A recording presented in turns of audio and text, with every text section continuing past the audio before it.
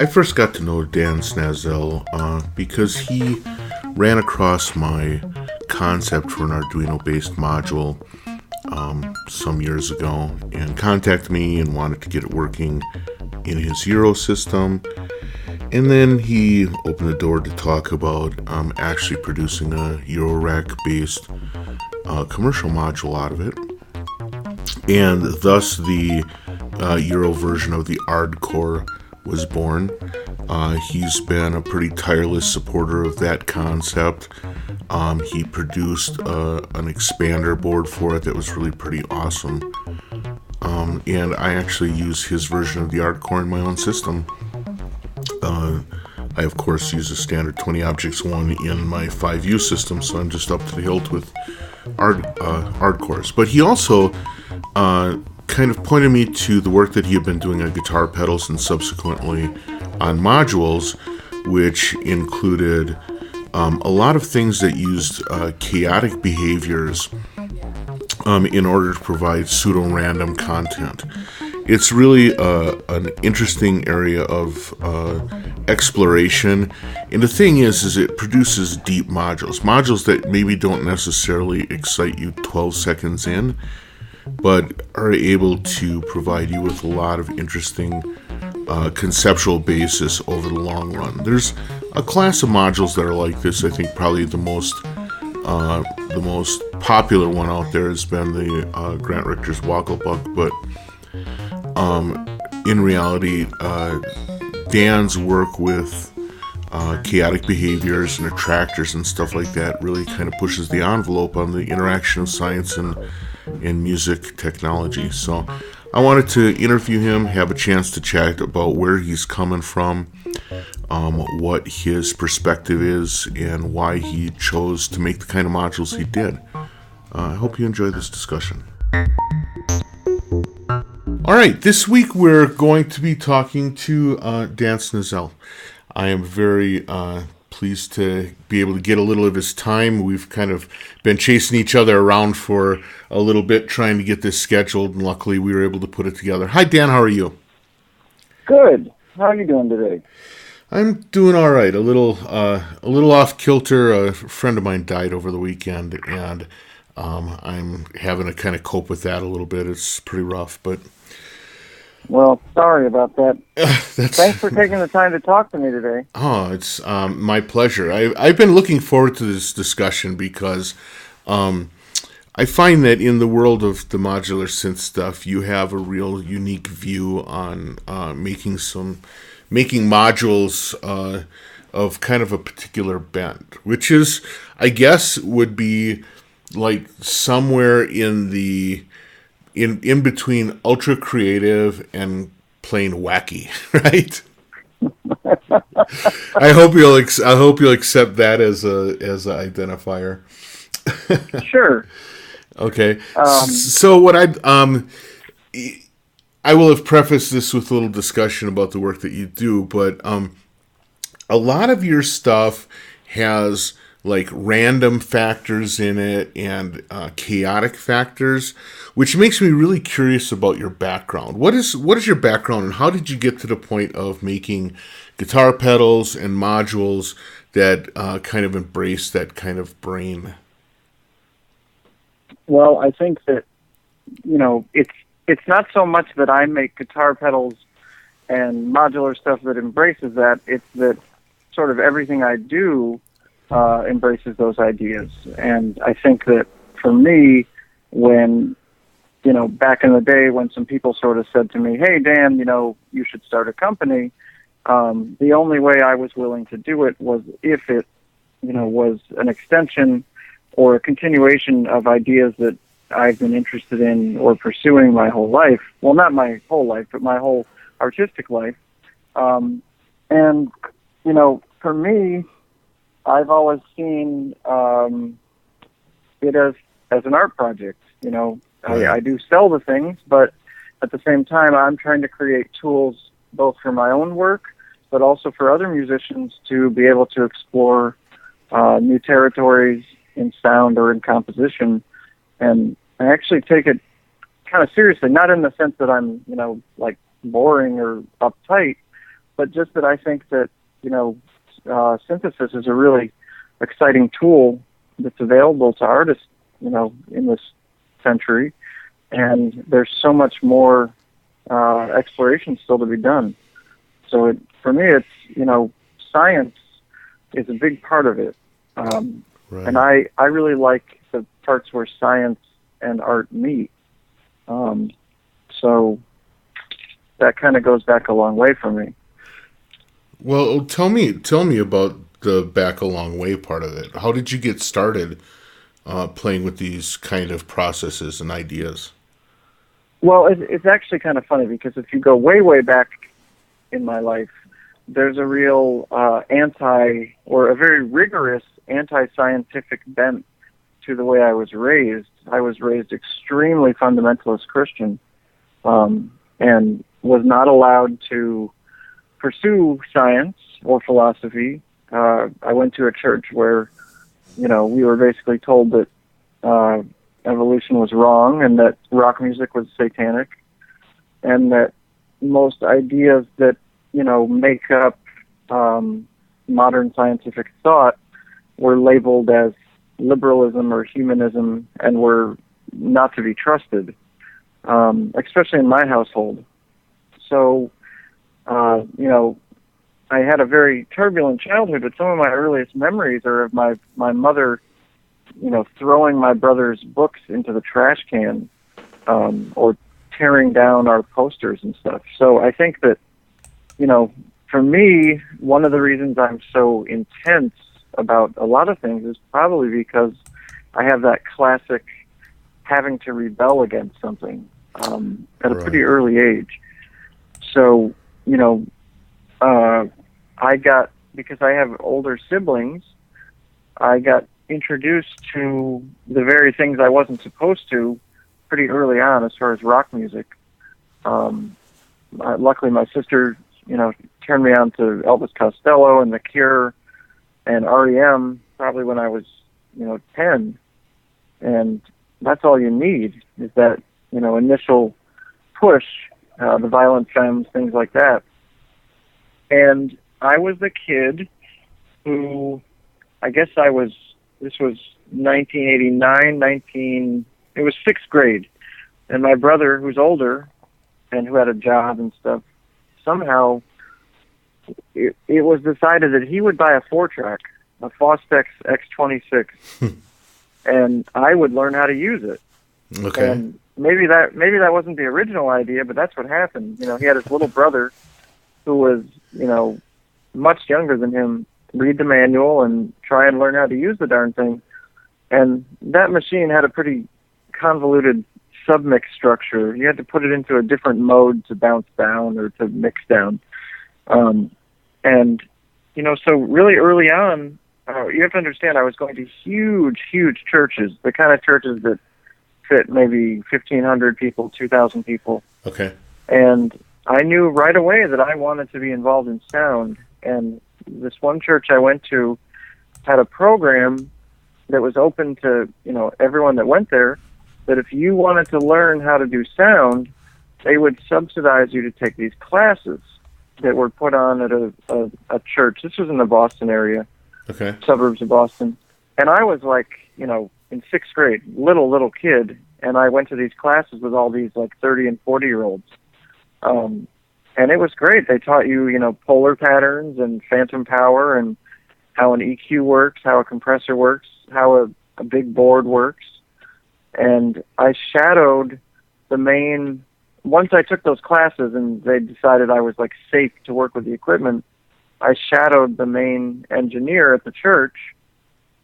And this church, these are 3.5 hour long services, sometimes even longer, because they have a band, they have, a praise and worship section, they have a sermon, and it's all off the cuff. It's not like a 30-minute sermon you might get at a Catholic church. It's right. Completely unscripted.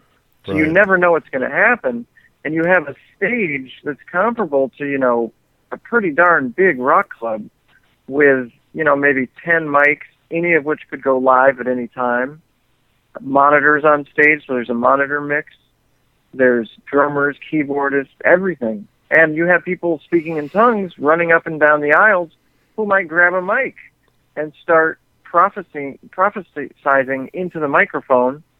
I'll never forget, the first time that the main engineer, he was thrilled to have some kid that would let him go, sit with his family while I took over. Right. And the first time he really let me do that, somebody ran up onto the stage, and of course, I wasn't quick enough, and we got some feedback. And I'll never forget the pastor saying, "Oh, we've got a little one up there today," and everyone in the church turning around and looking at me, and it was just, complete embarrassment. Right. But, they weren't being mean about it. But so I learned, that was like my, trial by fire to learn when you're doing live sound, you've always got to be, on top of things. And so that live sound and learning my brother's 4-track, I started a band with actually a guy who nowadays is pretty successful, a man named Ryan Power. He has records out on some labels, really good stuff. But anyway, we had a band called Quantum, and this was junior high. We did The Cure and REM covers, also originals, and we made a tape, which I guess I produced, of all originals, and I still have a copy, and it is so hissy. It is the most hissy.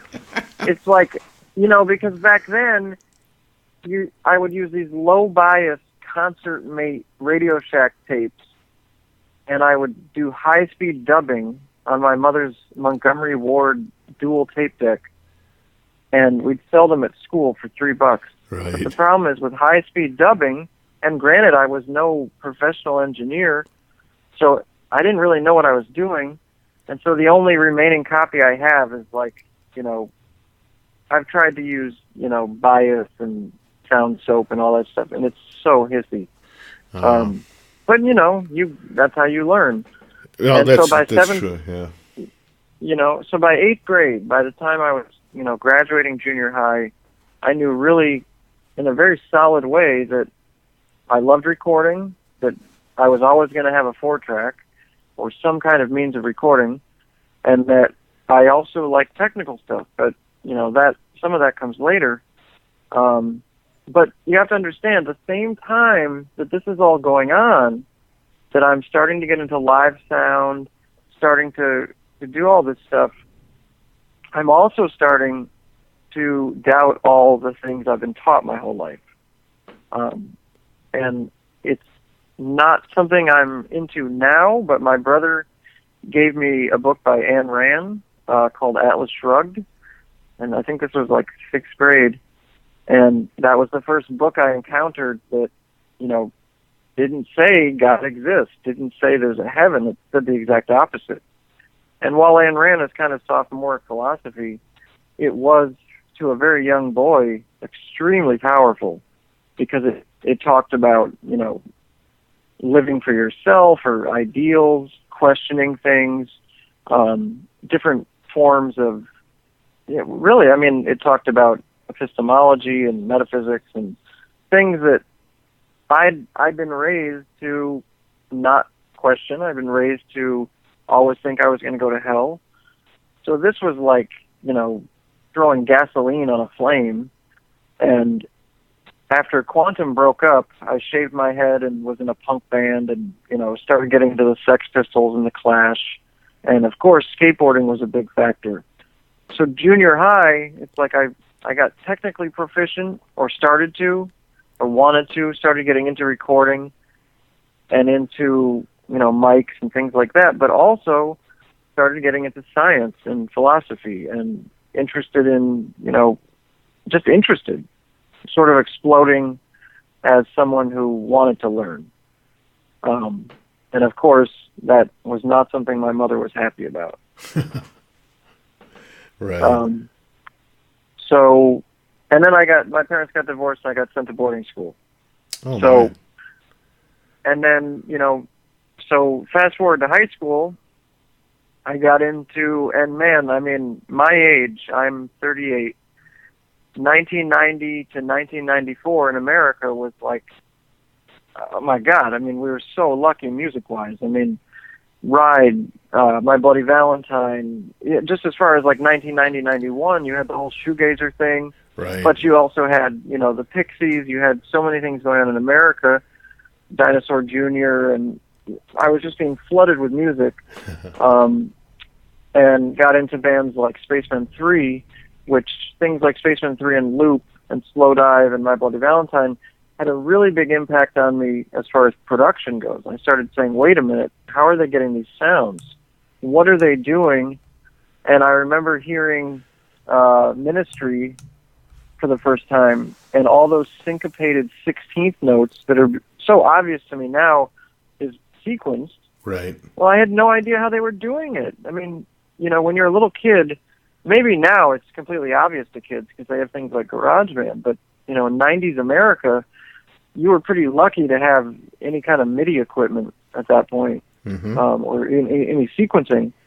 So, I had a Casio tone, but, the kind of things, the Ministry album, The Land of Rape and Honey, the synthesizers, also on Skinny Puppy, Too Dark Park, or Rabies, those were some of the things I was hearing as well in the early 90s that just, brought that real fascination with technical things, but also starting to creep in with synthesizers, and saying, what are these sounds? These aren't guitars. Where are these coming from? And I guess, my school had a weird video program, like a telecom department. Okay. Because, we were poor. We had lost everything.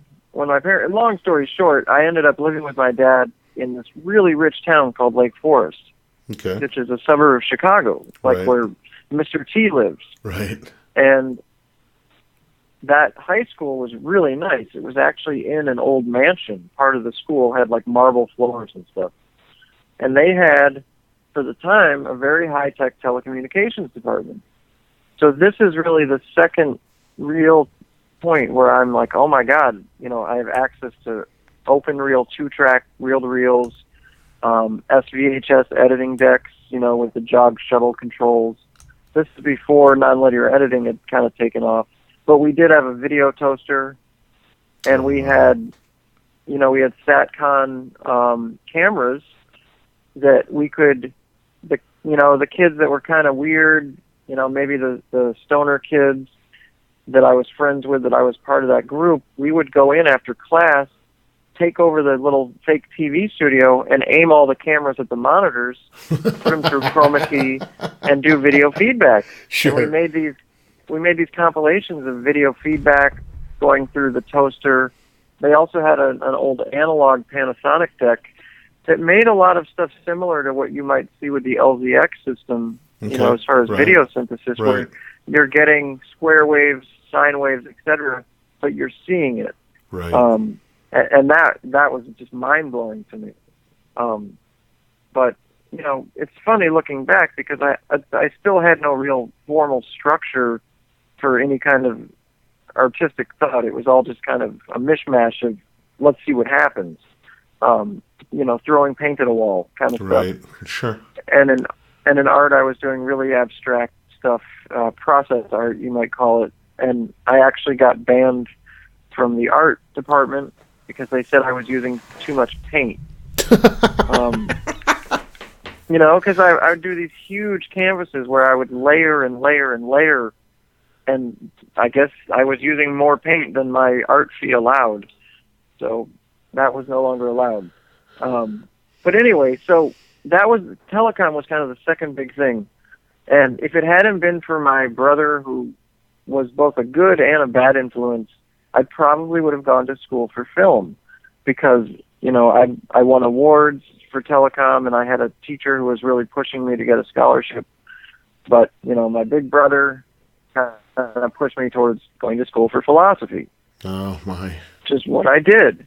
Okay. Totally useless as a major. But that's what I ended up doing. But another important thing, or maybe not, I don't know. But in the grand scheme of things, in high school, I met one of my really important musical partners for many years, John Hughes, who is actually the son of the director. And we put out 3 albums as a band called Building, which in the 90s, we were on CMJ Top 20 and stuff. We did pretty well and got good reviews, and worked with Critter as an engineer who had worked with Ministry and stuff. Right. And that's some of the music that, I'm really proud of doing, and we still talk and stuff. So that was another important thing, because John had a 16-track, reel-to-reel, in his house. He had a Juno 60. That's the first time I ever saw like a polyphonic analog. He had a Sonic EPS 16. So he was really into sampling. I mean, he was amazing. He would remix Beastie Boys tracks or Public Enemy tracks and go out live with an MC and, sequence them live. I'd never seen anybody do anything like that. He didn't have an MPC, but he had the basic tools. And so I encountered sampling and encountered, a large console mixing board, etc. So that kind of set the seeds for a lot of things. So sort of while all this is going on, I'm getting more and more interested in science. And when I go to school for philosophy, I actually have sort of a breakdown, because philosophy, the more you get into it and the better you get at it, the more you cannot talk to any of your friends anymore, because everything is so layered that if they don't know the person who's referring to the person who's referring, they're not going to know what the hell you're talking about. Sure. And so it caused a really radical problem for me, because I would go to my professors and say, look, I can't talk to my friends. And say, don't worry about it. Once you're an academic, you won't need to talk to these people. You won't need friends. Well, you'll talk. They're like, you'll talk to other academics. Right. And they were sort of pruning me to, learn German and, go the whole 9 yards. I was taking graduate classes as a sophomore, really getting into phenomenology and things like that. What might be called continental philosophy, right, in America.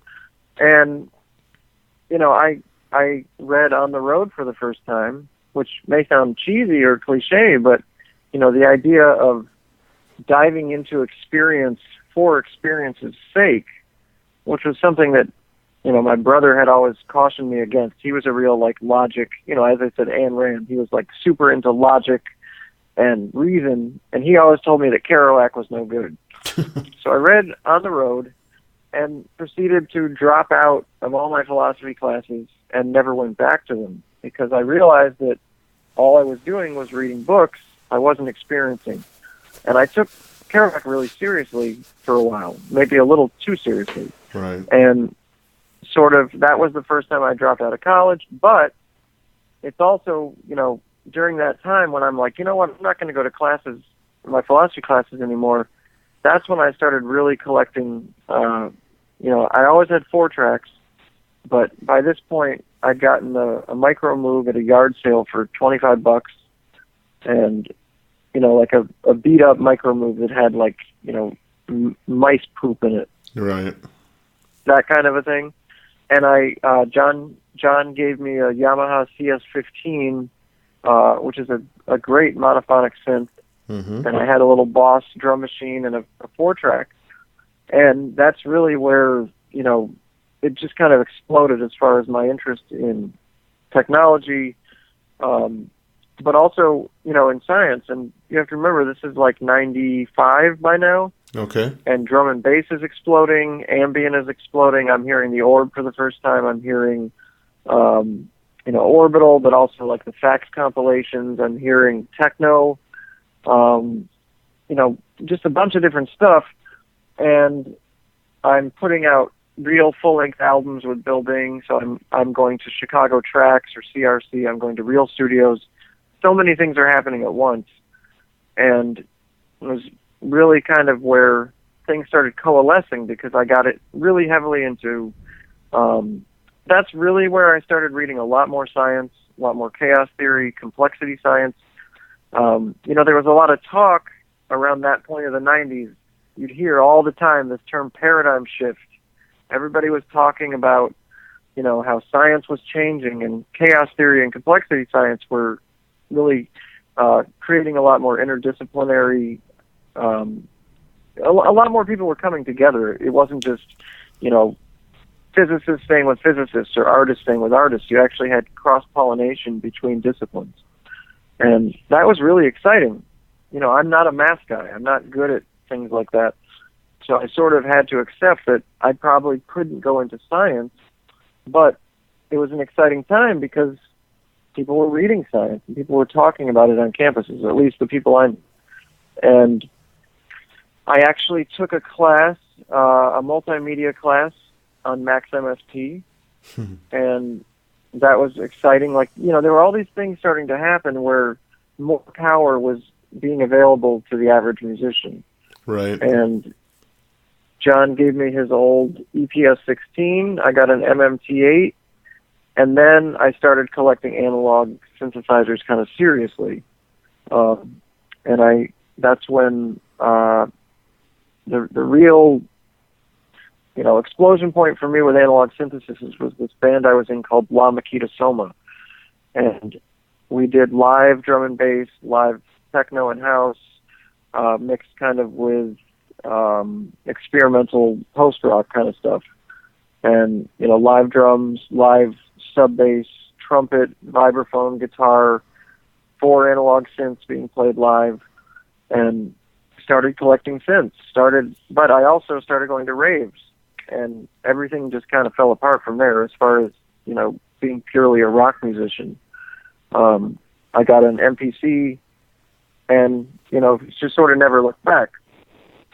So that's a little bit of the background of, how science and music and art all sort of got mixed together for me. You and I actually share an awful lot of that same background. I too grew up in an oppressively fundamental religious kind of environment, and I didn't realize that was your background. And so I want to kind of explore something with that because I don't know that many other people that have gone through that background and ended up where we're at, right? Okay. I have a conjecture that is because I grew up in an environment where I was not allowed to listen to popular music, that it actually made it so that my ears developed in a different way than most of the other kids that I grew up with, right? Okay. Interesting. I grew up with the music in the church, and then what little most of the religious radio my mom listened to actually was like preachers ranting away. So it wasn't. Well, same with me. My mom would listen to either cassettes that she bought at church of preachers ranting, or she'd listen to preachers on the radio. Right, and so as a result, the dimensions of the sonic background that I grew up with is very different from what other people grew up with, and it's always been my conjecture that set me up to be able to hear things differently. So I grew up, once I did my rebellion thing. Yeah. For me, I found that pop music and metal and bluegrass and classical, and it all was equally interesting to me. I didn't necessarily have a favorite kind of music or anything that I was extremely passionate about because it was all, to me, it was all new. And practically all music had some sort of rebelliousness built into it, right? Well, plus it's just the idea, in a way, and my take on that is just the idea that you're allowed to listen to it. It's this precious thing because when you tell a child that they can't have something or that, there's this whole world that you're not supposed to be encountering, there's going to be some kind of reverence for it if you get exposed to it. Or at least that's how I see it. But, there was, just real quick, I want to tell you one thing before I forget. There was a case where when I was in that punk band in 7th grade and I had a Sex Pistols tape, And of course, my mother didn't listen to it. She just saw the word sex and freaked out. She locked it in a suitcase in her bedroom, and then locked the bedroom door. And by this point, my parents were divorcing, so my dad had been away for like a year. So it was just my mom and I, because my brother and sister had graduated. And my level of passion for trying to get that music was so intense, and it sounds kind of, crazy now, is that I took a hammer, smashed the doorknob, broke into the bedroom, right, and destroyed the suitcase to get the tape out. I wanted that tape so badly and was so tired of being told that I couldn't have the music that I just completely rebelled and said, I want it.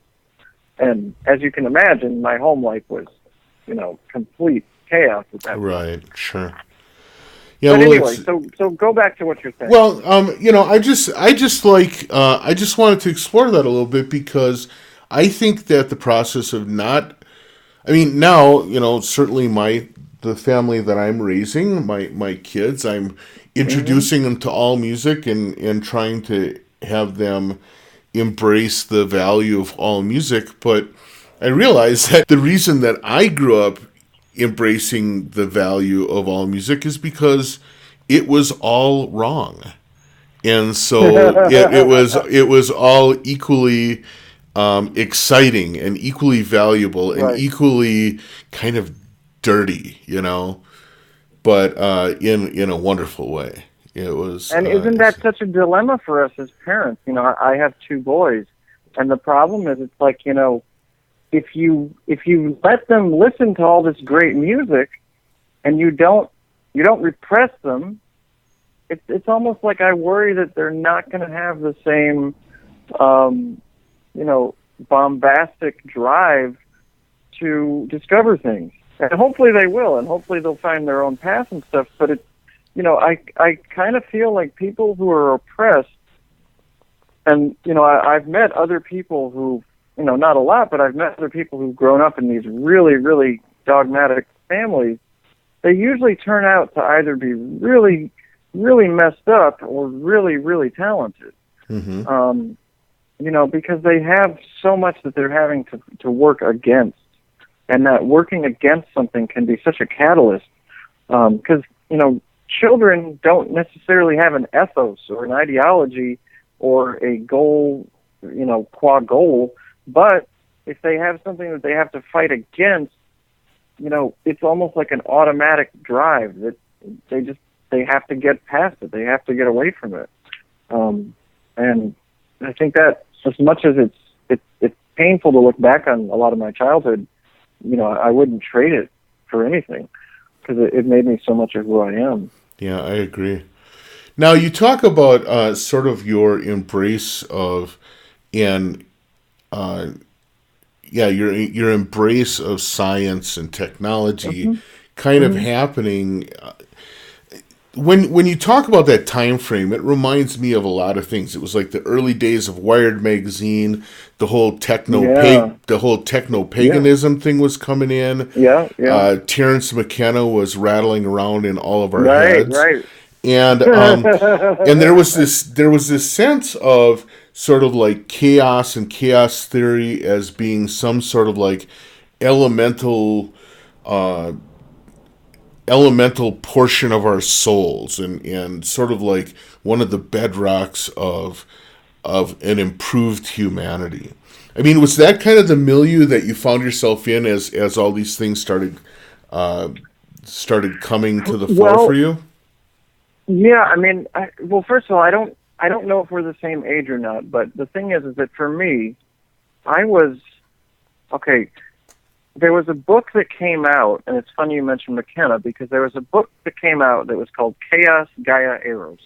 And it was by Terence McKenna, Ralph Abraham, and I can't remember the other guy.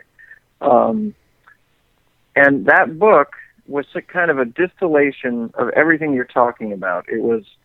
It's funny now, because so many of these ideas are just, they're commonplace now. They're completely taken for granted. Right. And people growing up now wouldn't even think of them as anything, out of the ordinary.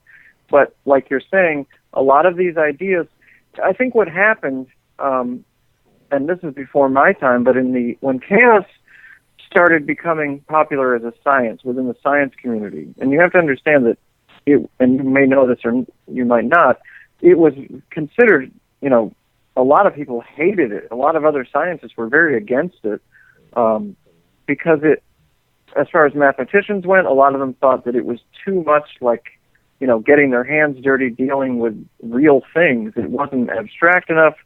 Some scientists thought that it was too, interdisciplinary. Some people thought it was just a bunch of hocus pocus, that it wasn't real, that there wasn't enough data to prove it. And I know that, what's his name? The guy, Lorenz, like one of the most key figures in chaos theory, he was really rallied against and was considered kind of a crackpot by a lot of people in the beginning. But as it gained steam and as it became more and more popular, it also sort of somehow got picked up by non-scientists. And I think that was good and bad, because you started getting a lot of those books that were sort of like, the Tao of Physics, or books that sort of compared Eastern thought to physics, or compared complexity science to Buddhism or whatever.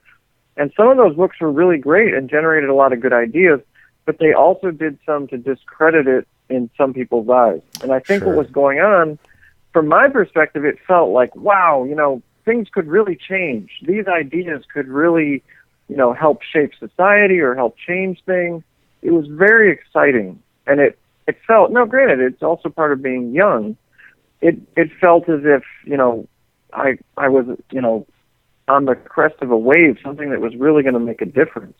Right. And I don't think I ever lost that sort of excitement about, and it's not as if complexity science is dead. It's still very young. And, ideas like cellular automata, neural networks, obviously things like chaotic attractors and things like that it's not like those are outdated ideas. They're still extremely young. I believe that the Chua circuit, which is in a modified version of one of the Chua circuits, is in one of my products, the Dreamboat. And I believe, I could be totally wrong here, but the Chua circuit was developed by a Japanese man. It was either the late 70s or very early 80s. That was kind of the first physical electrical representation of chaos, where they could build it, and every time it would create, chaos, and they could say, look, it's not just a theory. Here it is, because here's the manifestation of it, right? Exactly, and you can build it every time, and it'll do it. Right. And to me, that is so beautiful. The same way that when I first started reading about complexity science, and it's funny you mentioned Wired, because Kevin Kelly, he wrote a book called Out of Control, which was, I believe, published around 95, 96. And, I believe he was the editor of Wired. And it took all these ideas, a lot of stuff about bees and ants, because those are, one of the poster children for complexity science. And all these wonderful ideas about organic systems and the hive mind, and, not top-down thinking, but bottom-up. And when I first decided to make a module, of course, the first thing I said was, I want to do something related to these ideas throughout the whole system that I make. Because for me, when I get a bunch of those things going, when I get a Chaos Brother and a Dreamboat, and maybe some cross-coupled oscillators, or just a bunch of systems that will go into complex states, not random, but not completely periodic either. Right. It's like there's entities in the room. I love it, because you can get a bunch of them going and just see what happens. And you don't always notice it when you listen to it as audio, but if you use it as a control source, it's phenomenal. I mean, that guy, The Untold, who's a UK producer. Right. He uses some of my modules, and what he does is he takes the Chaos Brother and the Dreamboat, he takes the outputs of them, and he somehow converts it into information for his computer, which he then sequences melodic lines with. And he's sent me files where he was using chaotic modules as the springboard, and they sound like, fully fleshed out compositions. Mm-hmm. And, a lot of times when people just listen to the audio output of a chaotic module, they say, well, this sounds kind of like noise. But within that noise, there's so much information. And to me, it's just wildly fascinating. And I think it's something that people are just kind of scratching the surface of, because there's tons of different attractors. There's cellular automated to explore. I'd love to get into neural nets, and there's just so much out there. And that, to me, is just so exciting because, if music is the area that I have decided to work in, I don't want to just be passively, I do write pop music, and I do write many, many songs. I've written hundreds of, songwriter kind of songs. But I also have a lot of reverence for, astronauts and explorers. I want to be trying to do something that, may have some small impact on the future. And I think that's important. Yeah, I think that's an awesome way to approach the work that you do. Let's talk a little bit about the modules that you create, because I think that it's not always obvious how they differ from each other, but also how they can work together as a group. Because I like this idea that you talk about the depth of the functionality and the depth of the complexity, because one of the things that actually really got me excited about some of your chaos modules was one time I saw a video that you did where if you listen to the sound, it was like one of those modular, make a bunch of wacky, uncontrollable noise things, right? But you also had a scope hooked up to it where these beautiful patterns were being developed. And just because the audio output was this brash, chaotic mess, right. When you saw the implementation through the scope, you just realized, oh my God, that despite the fact that there's this craziness of a sonic footprint, there's this patterning and there's this depth and this order. It's just not the first order complexity. It's like fourth order. You have to go past the gloss of the obvious in order to find some of the really real details in these modules. I'll be the first to admit that, my modules are pretty uncompromising. I try and make a module the way that I think that it'll be most powerful, and that because I have kind of a grand, not grand in the sense that it's awesome, but I have a sort of a plan for how all these modules will work together. And when I just came out with the first one, the Dreamboat, I think a lot of people were confused and were like, first of all, because chaos, and I've been told this time and time again from dealers and from people who just didn't get it, that, nobody knows what to do with chaos. And that's true and it's not true. I mean, in the beginning, it was definitely true. Ian Fritz has had quite a bit of success with his chaos modules, and he's done a lot of work to bring some of the academic stuff from other researchers into the world of synthesizer modules, and he was a big inspiration to me. But, he works with what he does. As I said, there's so many different types of attractors out there. There's so many ways of approaching it. And what I wanted to do was sort of ultimately create a system, and I'm getting there. I mean, I have 7 modules now, and the next one is about to come out, where you interlock them in such a way that you can create, generative music or music that you're flying it. You're at the controls, but it's also flying you, and it's a system, and hopefully a complex system.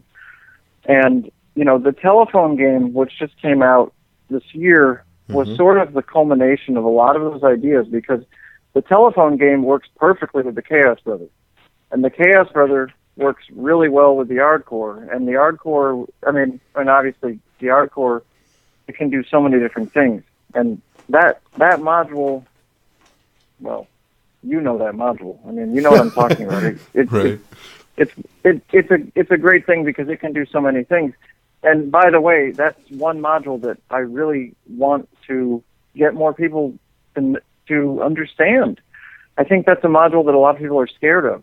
You know, that's the thing. When you talk about any of these modules, if it's not a VCF, if it's not a VCO, if it's not an LFO, if it's not immediately accessible, it can oftentimes be intimidating for people. And I think that there's different levels of users in the modular community. You have guys who've been doing it for years, who know their way around pretty much any synthesizer you put in front of them. And then there's guys who've just gotten started who are just learning what a filter is and what a VCO is. And I think that, you know, sometimes people make the assumption that something is crazy or hard or ridiculous because they're not used to the parameters or they're not used to how it might function. You know, the hardcore, for example, you know, you made the very smart decision of a USB port. And that right there is a smart decision, but it also scares people because they see a USB port and they think, "Oh my God, I'm going to have to know how to program." I don't know what to do. Or I have to have the computer hooked up all the time, and I don't want to do that. Exactly. Right. And you know, when I play live, and that's another thing is that my modules, and I mentioned this earlier, I make things. I would not run a company if I was making products that I couldn't use in my own art. Right. Because I don't run a company just to be in business. If I don't believe in what I'm doing, if it's not something functional and exciting, there's no point in doing it. You know, because it's not as if it's easy. It's so much work. But you know, when I play live, if I have a system with a couple hardcores in it, wow! I mean, the possibilities are endless. You know, I just load up something different or hit the reset button.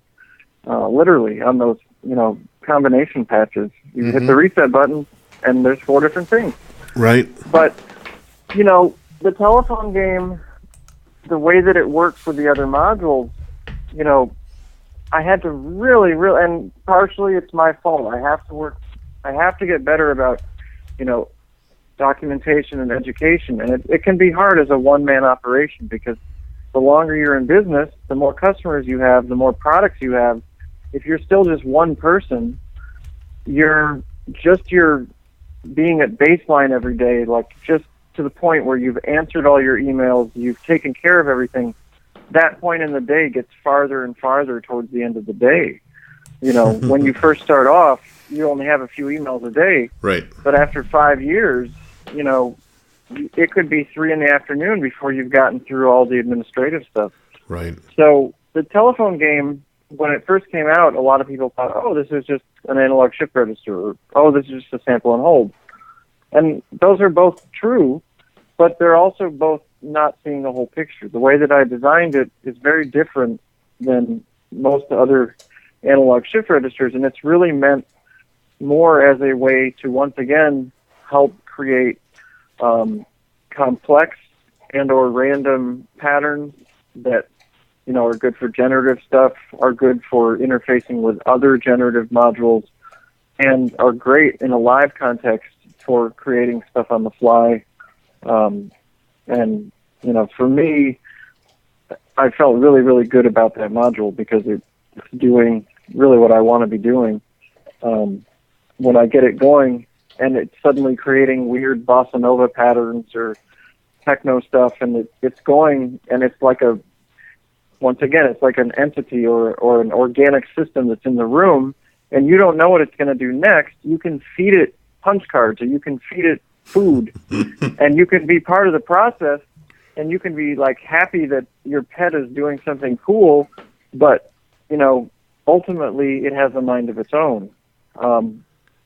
And, you know, one of the things that impressed me so much about what the Untold is doing with my Chaos modules, it's like he just completely got it. He saw that these are streams of information that you can interact with and just get such rich data out of them, which you can then use as a springboard for creativity. And, you know, if you feed the output of the Chaos Brother into the telephone game, you're giving it something that varies over time. Same with the hardcore. If you load up the FAC drums sketch and the hardcore has, the CVNs, if you take the Dreamboat and you take the XY outs and you put them into the two CVNs of the hardcore on the FAC drum sketch, and then you give it, a regular clock, you get drums that continually change. The pattern will always be changing. Right. And it doesn't sound crazy. It doesn't sound like, some guy just knocking over his drum set. It sounds good. It sounds like, a continually changing drum beat. Well, I think that's the important thing, and in a way, I think that there's a misconception or there's a misstep taken because a lot of people hear someone talk about chaos and think in terms of random. Yes. Oh my God. You know it. This is the whole problem, is that chaos had meaning as a word before it had meaning in the scientific community. Mm-hmm. And it doesn't mean crazy and, nonsensical. It doesn't mean, your modular is exploding and just making a bunch of white noise. Right. White noise is really what people are thinking about when they think of the word chaos in the standard sense, I think. They think of something that's totally random, that's just a bunch of noise, and that is crazy. And I'm not the guy to explain this on a mathematical level. I'm not the guy who is really that good. I'm more of an intuitive person. I definitely know when I've created chaos in a system. I can see it on the scope. Mm-hmm. I know how it behaves, but, I'm not someone who can really understand the math. But I know when something, like, there's a lot of pseudo-random or, shift register-based noisemakers. Whether or not those become chaotic is something that I'm interested in, but they don't necessarily become chaotic. There are systems out there that vary over time, that change, but that don't ever actually reach a chaotic state. And this is a really weird territory for conversation when you're trying to talk to a beginner in synthesis, or even just to somebody who's never, talked about it, and you're trying to explain to them why the Chaos Brother is different from a white noise generator. Right. And it's not an easy thing to do, and usually I end up just trying to patch it up and say, look, here's the difference. But even then, it so comes down to how you make music. Because these, chaos as a tool is just another color. It's just another way of getting from point A to point B. And even though it can generate stuff, it's still, in certain hands, can still sound like a bunch of nonsense. So, like what you're saying, people think of chaos as one thing. And I've actually been thinking more and more that in the future, I might not use that word so specifically in the product names or in the manuals, because it ends up being a lot of work to try and explain it. I understand that. Now, the flip side of it is, I think that that your modules are among the few modules that have the kind of depth that rewards study, right? Like, sure. For example, the telephone game is actually a great example in that, on the surface you could imagine it to be one thing, but it's one of those things where every time you'll spend an hour or two learning the nuances of one of the controls, you end up gaining something that would be very, very difficult to do in any other way. That is almost the antithesis of what a retailer wants to hear, right? Exactly. Yes. And this is a super problem for me as a company. Well, and my question is it really a problem, or is it just the way that some companies have to exist? One of the problems with an environment like the modular synthesizers is if you only focus on making things that are immediately gratifying, yeah, what you develop is an environment that's too simplistic for a long-term value. well, because what you do is recreate basically the voice architecture of a Prophet or something like that. Right, right. Where you give people modules that they can create synth voices that they're used to and might sound really great, and there's nothing wrong with that. It's just, for me, and for many others that I know, modular is like, it's this great open frontier. Right. It's sonic exploration.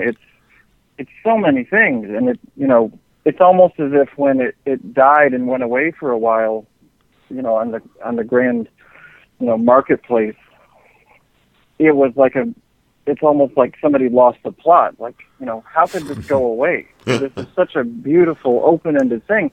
And granted, there's wonderful analogs to it in software, and that's great.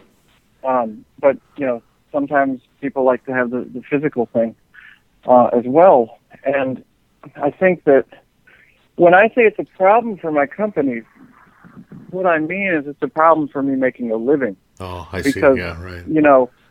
It's been very. I'm lucky that I have been able to survive, and I have some of the best customers in the world who they buy every product I come out with. I have some of them who they say, as soon as it's ready, just let me know and I'll send you the money. I have people who have me build them custom stuff or just weird little things I make because they know I need the money. And I'm not saying that I'm like, a failure or anything like that. In fact, we had our best year ever.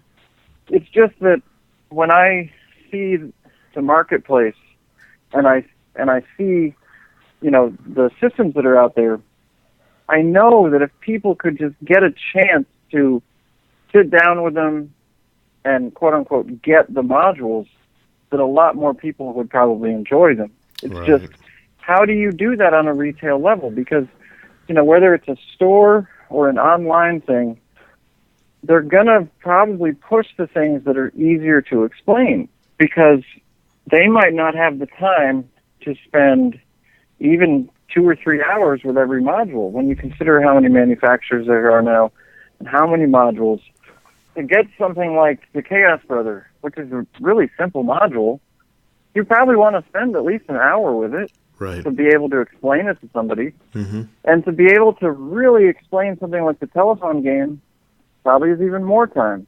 Right.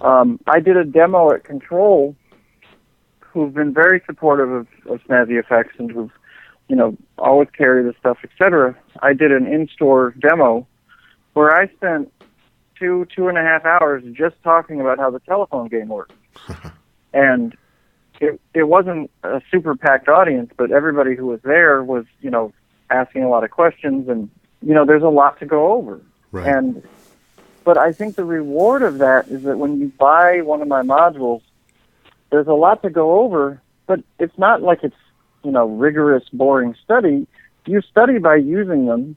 I always encourage people to write me questions or to email me if they get stuck. And they're the kind of modules that you can grow with and that you'll find new uses for them. I still find new uses for them. I try and design them in such a way that they're almost like a puzzle that there's different solutions to. And you can use it and I also, try and stick little things on, like how the WoW and Flutter has an envelope follower output. The telephone game has a white noise output. The Chaos Brother and the Dreamboat both have the chaotic gate outs, which, by the way, is one of the most under-noticed functions of the Chaos modules, but probably, in my opinion, one of the most important, because you can use it to add a natural live feel to drums. You can use it to add offsets to sequencers. You can do all kinds of crazy stuff with chaotic gates. Once again, a situation where you're using chaos as a control parameter, not as an audio parameter, and it really shines in that that situation. And right now, I've got like 10 more designs that are on the. They're almost done, And the main problem right now is that SnazzyFX is one person. Right. I'm designing way more than I used to, but I have less time than I used to bring them to fruition. Sure. So there's a lot coming down the pipe, but it's just taking a little longer. But the tidal wave is going to be really exciting, I think. Well, I'm looking forward to it. As I look forward to everything that you produce, I'm one of these people that is a big fan. If for no other reason than the rewarding nature of what you do and how you put it together. Just the idea of being able to sit down with something and having like almost these childlike revelations as you learn one new function or you try one new output or whatever. It really does leave a lot of room to grow into. I appreciate you taking the time to talk to us about it and to kind of give us some context to think of these things. And I think that actually helps a lot to sort of like humanize the module as well, because then you start thinking of it as where it came from as well as what's just on the front panel. So, and what one just last little bit is, I would say, as well as humanizing them, I really encourage people to try and think of my modules as almost like organic systems. I mean, now obviously, our collaboration, the hardcore is anything you want it to be. I mean, that's a whole different ballgame. But as far as the rest of them, they really are, just try and think of them like your friends. You grow with them. Sometimes maybe they're not quite right, but other times they are. You find different ways of interacting with them. And like your friends, sometimes they're more complex than you might want them to be. But that's what makes them be able to be friends over the long term, right? And by the way, the manual for the Dreamboat, which is pretty long, but not in a grueling way, talks a lot about these ideas of chaos. All my manuals are freely downloadable on the website under the instruction tab, and I recommend anybody listening, even if you're not interested in necessarily getting the modules, to check out the manual for the Dreamboat, because it does have some discussion about chaos theory. It also has links. Some recommendations on books you can check out. I think that chaos theory and complexity science are things that people should be enjoying and looking into. I mean, as with science, I think that encouraging science, interacting with art is a really good thing. And I try and bring that bent, and obviously you did with the hardcore too, that joyful learning, and like you say, sitting down and playing with something on the carpet. The hardcore, for me to get involved in that project, I had to try and teach myself C. And that was so fun and so rewarding. Well, and those to me, it's like, it's one thing to say, well, I'm going to learn C. It's another thing to say, I'm going to learn C in a way that I can make sequences occur in my synth. Those are two different things. And the second one's a lot more fun than the first. Yeah, and it's so rewarding. And that applies to all these things, with any of these modules and other manufacturers' modules too. It's, modular synthesis, it's so much a learning thing. And it's, maybe to some people that sounds lame or nerdy, but who cares? I mean, what better way to spend some of your free time than to sit down with a machine, and really an instrument, something that you can interact with and touch and, sit on the floor with, or not have to worry about if you're writing a ballad or a pop song or a metal song, but just pure play. And when learning is play, it's so enriching. And I think it's good. It's also good for kids and for, just hanging out with friends. I mean, I think modular synthesis at this point in time is so exciting because it can fulfill all these different roles. And that's what worries me sometimes when I hear the constriction or people wanting it to be oversimplified or only a certain way, that I think allow it to be whatever it can. And there's Right. so many exciting things going on with other manufacturers too. Yeah. It's a really great time. Well, thank you so much for your time. I really appreciate you taking the time to have this chat. There's a bunch of other stuff I wish I could have chatted about. Maybe we'll get together again in a little bit and follow up the conversation. But Yes, there's always a future. There's always a future. In the meantime, well, I hope. Good. Yeah.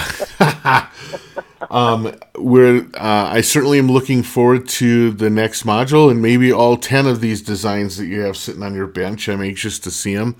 And on the site, I'll put some links so that people can check out some videos of the things you're doing.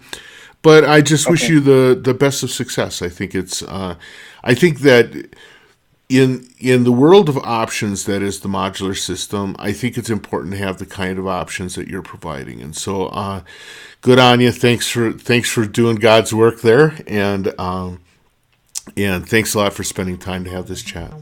You too. Bye.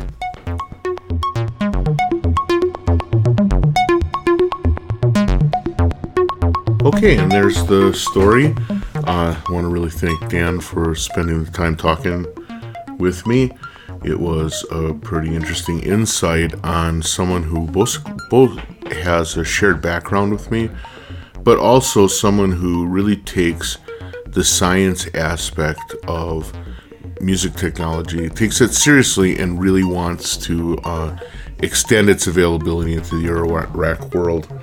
I would strongly suggest, if you're into the kind of things that he talked about, that you check out some of his modules. I know some of the earlier designs are starting to become harder to find, and really they're amazing. The thing to do is to make sure that if you get them, you give them sufficient time and kind of let them grow on you, because you will be amazed at what you find out about technology and science when you start working with that within a musical domain.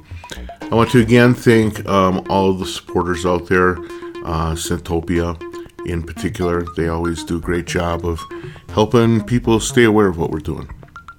And in the meantime, please, if you enjoy these things, drop me a line. Let me know. Let me know about it. Let me know if there's any people that you would like to see interviewed. I've been getting some interesting emails. Some of them may be asking for impractical interviews, but I've been surprised before, so I'll keep on asking. I appreciate everyone's reaching out, though. I also want to shout out to the Boulder Synthesizer Meetup. I went out to their barbecue yesterday and had a great time, and everyone was so supportive of what I was doing with the podcast. So just saying hey to all those folks as well, especially Mark Mosher, who's sort of the coordinator for it.